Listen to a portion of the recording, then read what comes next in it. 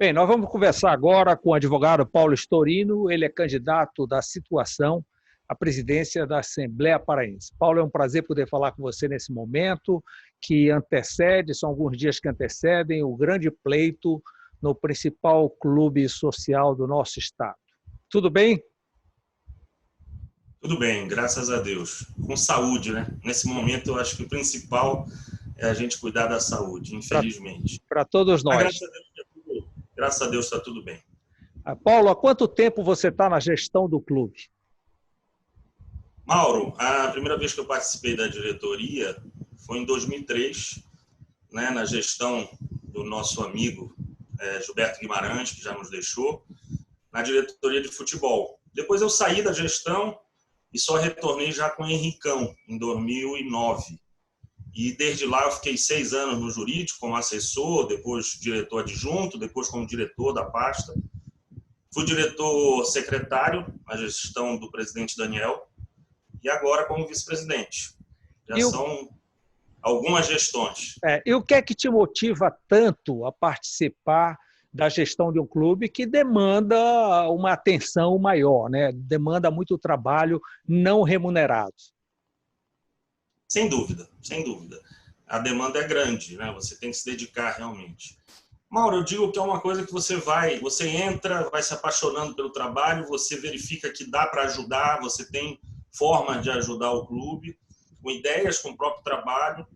Isso vai virando uma paixão mesmo, né? Graças a Deus, hoje, o clube tem um quadro funcional, né, muito bom de gestão. Então, a gente não fica o dia todo na gestão do clube. A gente vai no final da tarde, se reúne, toma as decisões necessárias, participa das reuniões de gestão, mas o clube é tocado no dia a dia pelos nossos gestores, né? Isso é muito importante. É uma equipe profissional, né? São quase 800 pessoas trabalhando no clube, é uma folha de quase 2,5 milhões mês, é isso? É exatamente isso. Já foi maior, né? Nós conseguimos diminuir esse número com o trabalho de uma consultoria de A e B, né? Porque o maior número de funcionários é na área de A e B. Acredito que em torno de 500 e poucos sejam de toda essa sequência de alimentos e bebidas, desde a compra até eventos, restaurantes, né? Mas nós conseguimos diminuir bastante esse número e o clube tem muitos eventos, né? Como você sabe. Então, essa demanda de mão de obra, ela é importante. O clube não terceiriza essa mão de obra. A gente usa a mão de obra própria e nos finais de semana, em eventos, alguma coisa do sindicato, né? Coisa que a Assembleia tem um contrato já de muito tempo com o próprio sindicato e utiliza também essa mão de obra. Paulo, analisando um pouco o balanço que foi apresentado para a Assembleia Geral, quer dizer que a gestão de vocês, já que você é o atual vice-presidente, existe um déficit de 7,6 milhões de salariais e encargos sociais. Por que tanto? Olha, o déficit de cargos, Sim. Nós não temos nesse volume, não. Não é esse volume de déficit. De 7,6 milhões está registrado no balanço. Não. Déficit de salários e encargos? Encargos sociais, recolhimento de FGTS e assim por diante. Eu não tenho essa informação, Mauro. Sinceramente, o nosso balanço foi aprovado pelo Conselho Fiscal, numa reunião há menos de 2 semanas atrás, né? E ainda não foi apresentado para a Assembleia Geral, porque nós não tivemos Assembleia Geral presencial. Nosso balanço e todas as contas estão auditadas, né? É do dia 30 de abril, né? No dia 30 de abril. Sim, o balanço foi fechado no dia 30. O balanço parcial da gestão do último ano, que a gente lança todo mês. Ok.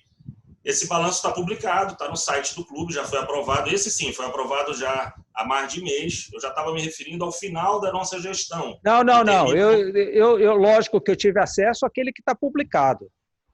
Sim.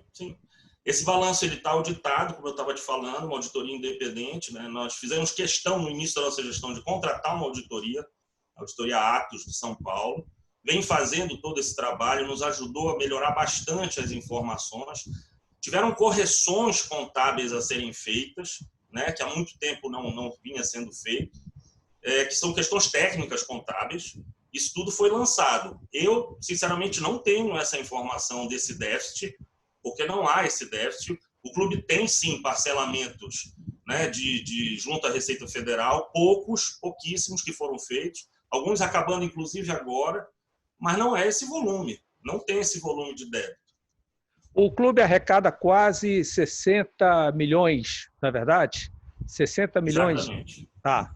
E desses quase 16 milhões se refere a bares e restaurantes. Em torno de 25% mais ou menos do faturamento vai dar de bares e restaurantes. O que mostra que é um grande item, né, dentro do clube, é alimento e bebida. Sem dúvida, Mauro. Isso é de extrema importância. Isso foi um dos motivos que a Assembleia realmente sentiu muito na pandemia. Porque a maioria dos clubes sociais no Brasil todo tem como percentual mais importante, né, de faturamento a sua mensalidade, em torno de 80%. Isso é dados da FENAClubes. Hoje, a Assembleia, a mensalidade representa uns 60%. Os outros 40% vêm de bares e restaurantes e eventos, né? Alguma coisa das vendas de título para filho de sócio, transferência, mas principalmente eventos e restaurantes. Aquele investimento daqueles prédios novos e tudo, que a oposição chama de elefante branco, já foi tudo pago?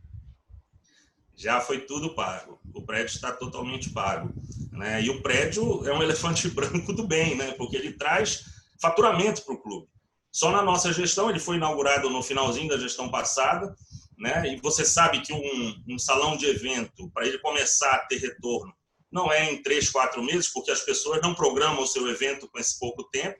Geralmente, de 6 meses a programação de um evento, como 15 anos, casamento.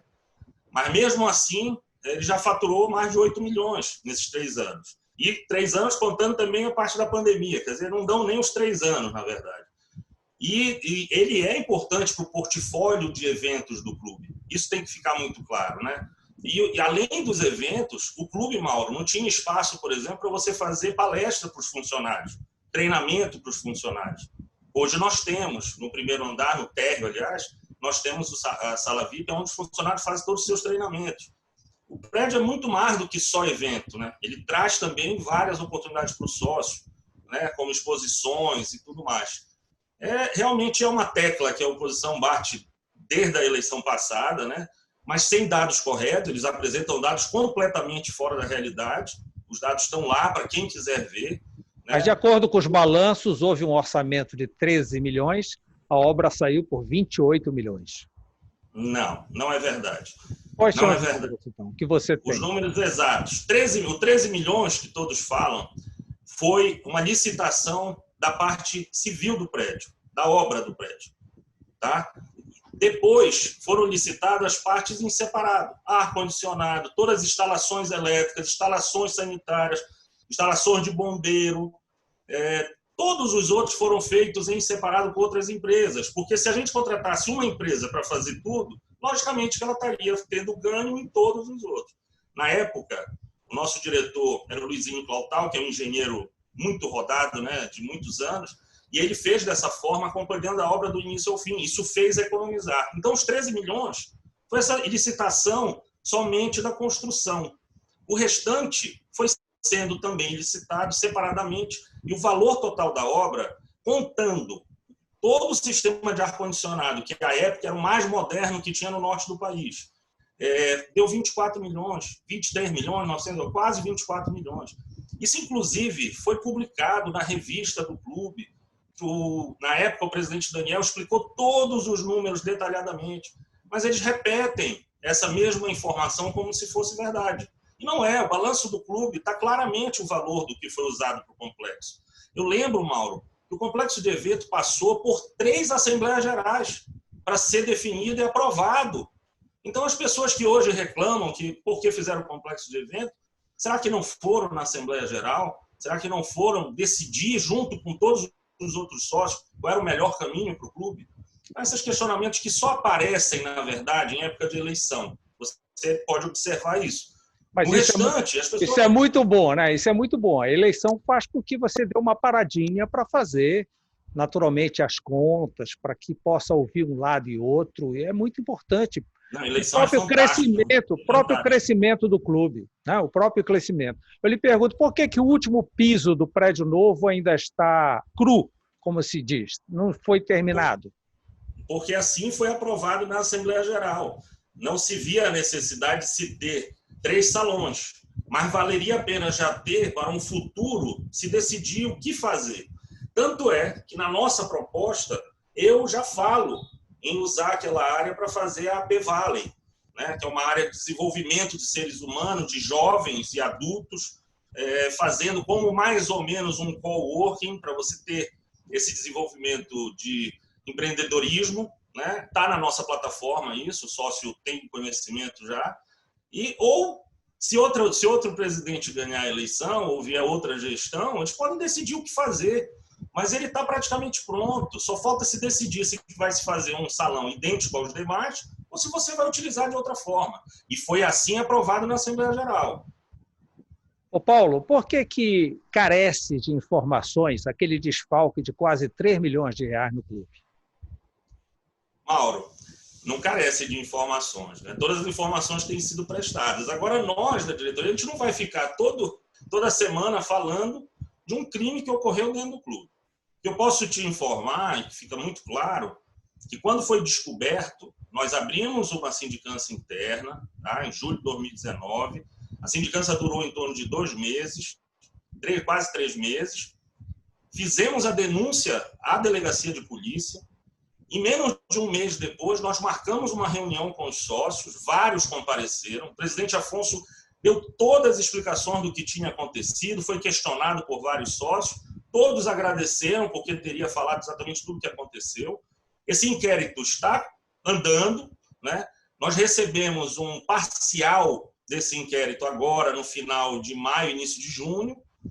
O clube, os advogados do clube imediatamente entraram com uma ação pedindo bloqueio, né, da pessoa que foi indiciada pelo crime. Então, as informações estão sendo faladas. Agora, o clube não pode ficar falando para a sociedade como um todo, o tempo todo, de um crime que aconteceu.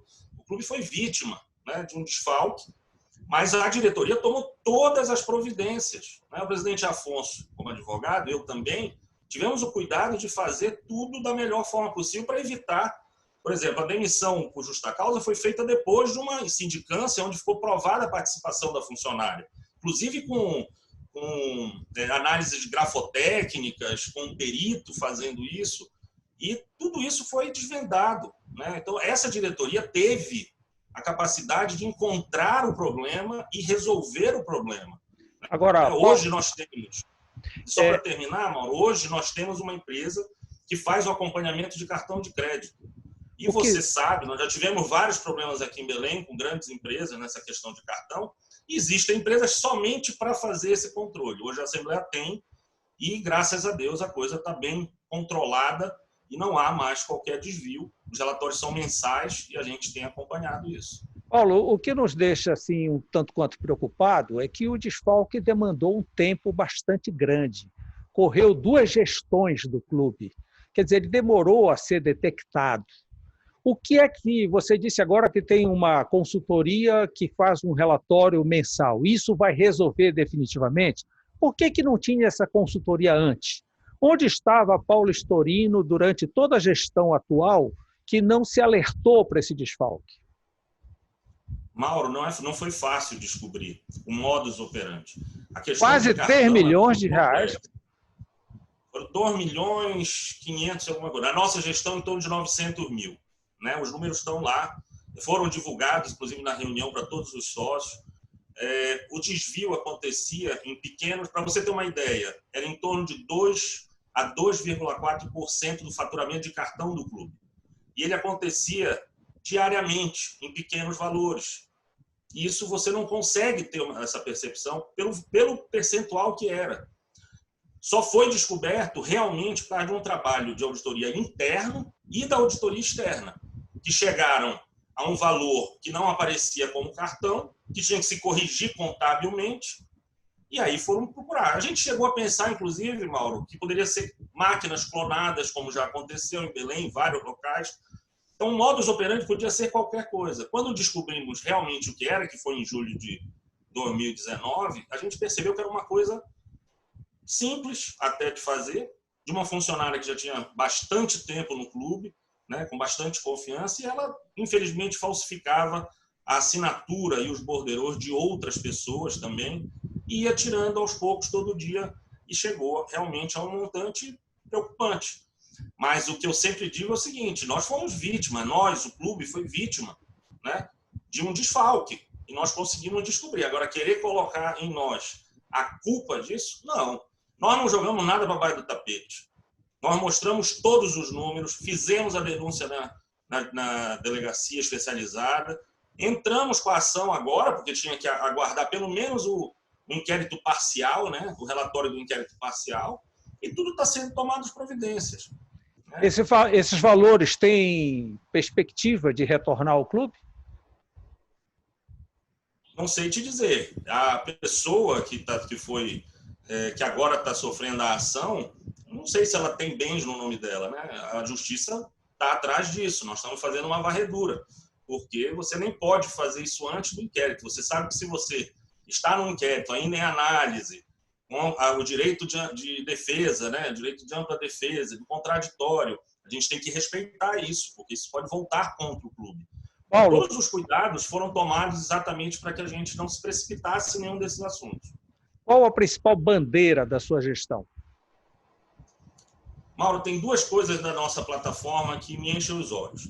Logicamente que, como clube social, todo o funcionamento do clube é importante. Bares, restaurantes, todos os esportes. O clube é um clube esportivo, no final das contas, né? Você sabe que a gente tem o maior campeonato de futebol interno do Brasil. São mais de 1.600 sócios participando de 9 categorias. Mas o que me enche os olhos, que realmente são duas questões inovadoras, estão na plataforma, é a questão dos esportes olímpicos, né? Nós criamos uma das diretorias de esporte, ela vai ser uma diretoria de captação de recursos públicos para investimento em esporte olímpico. Isso existe através da CBC, né? Que ela distribui para os clubes esse valor que é relativo à Loteria Federal, né? Um percentual da Loteria Federal, para investimento em esportes olímpicos. Só não pode investir no futebol profissional, futebol masculino, mas o futebol feminino e todos os outros você pode. E a ideia é fazer um investimento em cima de sócios, filhos de sócios, formação de cidadão através do esporte. Então isso me enche os olhos. Nós fizemos uma comissão fortíssima, inclusive com uma atleta olímpica, né? A Luana, que é paraense e esteve na Olimpíada de Pequim, e que é advogada também. Essa comissão vai estar responsável por validar os projetos. Nós já usamos alguma coisa desse dinheiro no tênis, alguns atletas do tênis, tudo base, né? Porque eu acho que a gente vai... o objetivo é realmente investir nas divisões de base, nas crianças, nos filhos de sócios. Esse é um aspecto que eu acho que a gente cria cidadão. E o outro, que também não foge disso, é exatamente o de empreendedorismo. Você sabe bem, né? Nós estamos vindo aí com uma crise que está vindo a rebote, né? A reboque, aliás, dessa nossa crise de saúde, e o jovem precisa estar pronto para esse novo mundo. E por que não a Assembleia ser o elo entre esse filho de sócio e o que tem no mercado hoje? Quantos e quantos sócios da Assembleia não podem fazer mentorias para jovens que querem ser empreendedores, que querem buscar um novo mundo, né? Então, a Assembleia ela tem essa responsabilidade com os filhos de sócios. Criamos também uma comissão fortíssima para isso, de sócios, e tenho certeza que essas duas coisas serão inovadoras no clube e formarão cidadãos para o mundo. Eu acho que esse é um aspecto importante da Assembleia, né, que vive da família paraense que frequenta o clube, e por que não a Assembleia também ajudar na formação desses cidadãos. Paulo Storino, muito obrigado por essas informações, boa sorte na contenda, que tudo corra bem e que o clube saia vitorioso. Muito obrigado pela entrevista. Eu que agradeço, Mauro, agradeço a todos os telespectadores que estão aí nos vendo. Tenho certeza que o clube sempre cresce em eleições, né? A democracia é importantíssima.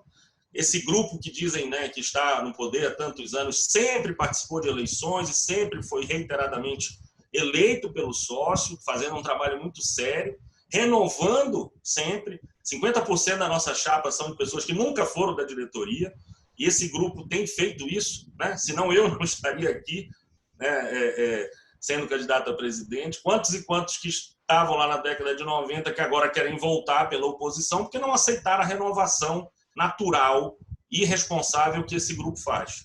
Então, eu tenho certeza que no dia 22 nós teremos um excelente pleito, o sócio vai decidir o que é melhor para o clube, isso será respeitado por todos, a Assembleia merece um pleito realmente grande, com a maioria dos sócios participando, escolhendo a sua administração próximos 3 anos.